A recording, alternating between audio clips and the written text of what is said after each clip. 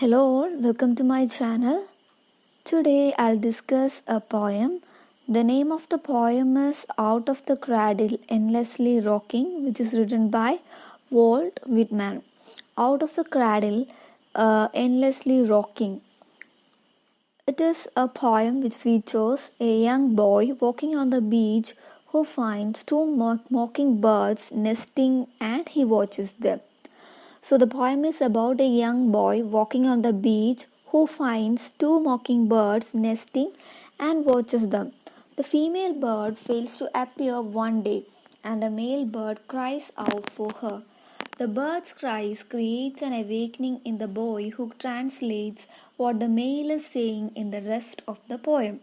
As this happens, the boy recognizes the impact of nature on human soul. Out of the ceaselessly rocking cradle of the sea waves, a memory comes back to the poet. He recalls that as a child, he left his bed and wandered alone, bareheaded, barefoot, in search of the mystery of life and death. He is a man now, but by these tears, a little boy again, and he throws himself on the shore, confronting the waves. He is a chanter of pains and joys, uniter of here and hereafter, and he uses all his experiences but goes beyond them. The experience he now recalls is that on the Paumanok shore one May, when lilacs were in bloom, he observed two mockingbirds, feathered geese from Alabama. The female crouched on her nest, silent, and the male went to and fro near at hand. The birds sang of their love. The words, two together, summed up their existence. One day the female disappeared, maybe killed, unknown to her mate. The male anxiously awaited her. He addressed the wind. I wait and I wait till you blow my mate to me. His song penetrated the heart of the curious boy, who treasured every note, for he understood the meaning of the bird, whom he called his brother. The bird's lament or aria affected the boy deeply. Every shadow seemed to the bird the hoped for shape of his mate reappearing. He had loved, but now we two together no more. The notes of the bird were echoed by the morning sea, the fierce old mother, to the boy who became the poet, to the outsetting bard. The sea hinted at secrets. Hope you understood. The boy eagerly asked the sea to let him know the ultimate meaning, the word final, superior to all. Before daybreak, the sea whispered the poet the delicious word death, death, death. In this experience, the boy attempted to fuse the vision of the sea with that of the word, and this knowledge marked the beginning of the poet in him. The bird, the solitary singer, was a projection of the boy's consciousness. The sea, like the old crone, rocking the cradle, whispered the key word in his ears. This poem was first published under the title A Child's Reminiscence, was later called A Word Out of the Sea, and the present highly symbolic title was given in 1871. I repeat, this poem was first published under the title A Child's Reminiscence, which was published in 1859, and later called A Word Out of the Sea, which was published in 1860, and the present name highly symbolic title was given for it in 1871. The present title suggests a word from the sea, and that word is death, which is the second phase in the process of birth, death, or rebirth.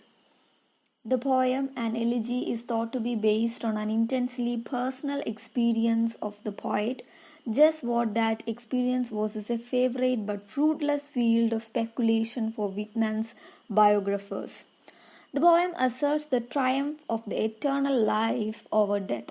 The meaning of the poem is not stated explicitly, but it springs naturally from a recollection of the narrator's childhood days.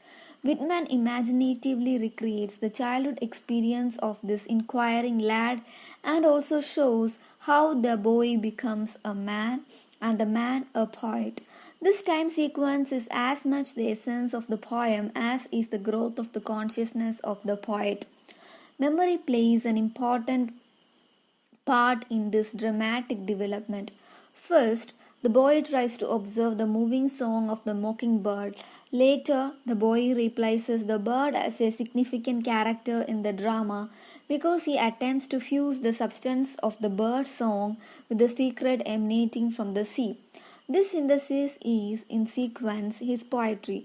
The word death is delicious because it is a prerequisite for birth. Thus, the secret of life which the boy grasps from the sea is the recurrent pattern of birth, death, rebirth.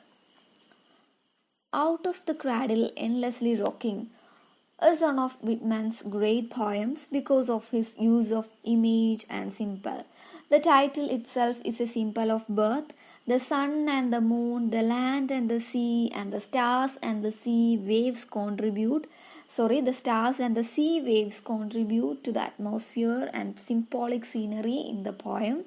These images deepen the effect of the emotions in the poem, as in the bird song, and are part of the dramatic structure.